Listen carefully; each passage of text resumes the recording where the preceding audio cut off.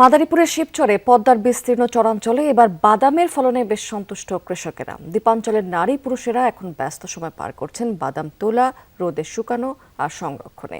গেল বছরে বৈরী আবহাওয়ার লোকসান কাটিয়ে এবার লাভের আশায় বুক বাঁধছেন তারা। তবে এর জন্য দরকার ফসলের সঠিক বিপণন এবং বাজারজাতের সহজীকরণ।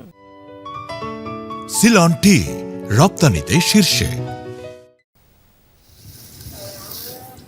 প্রমত্তা পদ্মা মাছের বিচরণের জন্যই বেশি পরিচিত, কিন্তু এর বুক চিরে জেগে ওঠা বিভিন্ন চরাঞ্চলের উর্বর বেলে দোআঁশ মাটি যে বাদাম চাষে এতটা উপযোগী তা কে জানত।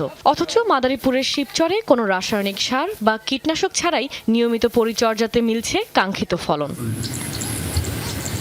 গেল বছর অসময়ের বৃষ্টি আর আগাম বন্যায় এ জনপদের কৃষকরা ব্যাপক ক্ষতির মুখে পড়ে। তবে এবার আবহাওয়া অনুকূলে থাকায় দিন বদলের স্বপ্ন দেখছেন তারা। এখন মাঠ থেকে বাদাম তোলার কাজ প্রায় শেষ পর্যায়ে। কৃষকরা বলছেন এখানকার বাদামের স্বাদ ও আকার ভালো হওয়ায় বাজারেও চাহিদা ব্যাপক। প্রতিমন বাদাম বিক্রি হয় 6 থেকে 8 হাজার টাকায়। এবার তো বন্যা হয় নাই, বৃষ্টি একটু কম হয়েছে, এবার আমরা সবাই লাভবান। আগের তুলনায় অনেক ভালো, এবার দামও ভালো, বাদাম মোটামুটি ভালো হয়েছে। এরকম হইলে আমরা আগামীতে লাভবান হইতে পারবো। 6,000 আছে, 4,000 আছে, দাম ভালো মন্দ আছে না, একটু বৃষ্টিতে পাচ্ছে এটার দাম কম, আর বৃষ্টি না পাচ্ছে এটার দাম ভালো।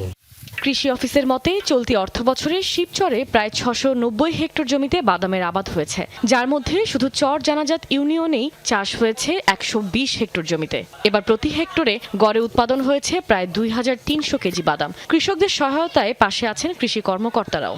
এই বছর আবহাওয়া অনুকূল থাকার কারণে ফলন ভালো হয়েছে এবং বাজার দর ভালো থাকার কারণে কৃষকরা আর্থিকভাবে লাভবান হয়েছে। কৃষি সম্প্রসারণ অধিদপ্তর সার্বক্ষণিকভাবে কৃষকদের পাশে থেকে প্রয়োজনীয় পরামর্শ দিয়ে যাচ্ছে। সংশ্লিষ্টরা মনে করেন কষ্টার্জিত এই ফসলের সঠিক বিপণন ও বিক্রির ব্যবস্থা সহজ করা গেলে দ্বীপাঞ্চলেও বেগ পাবে গ্রামীণ অর্থনীতি। কাশফিয়া রুহি, যমুনা নিউজ।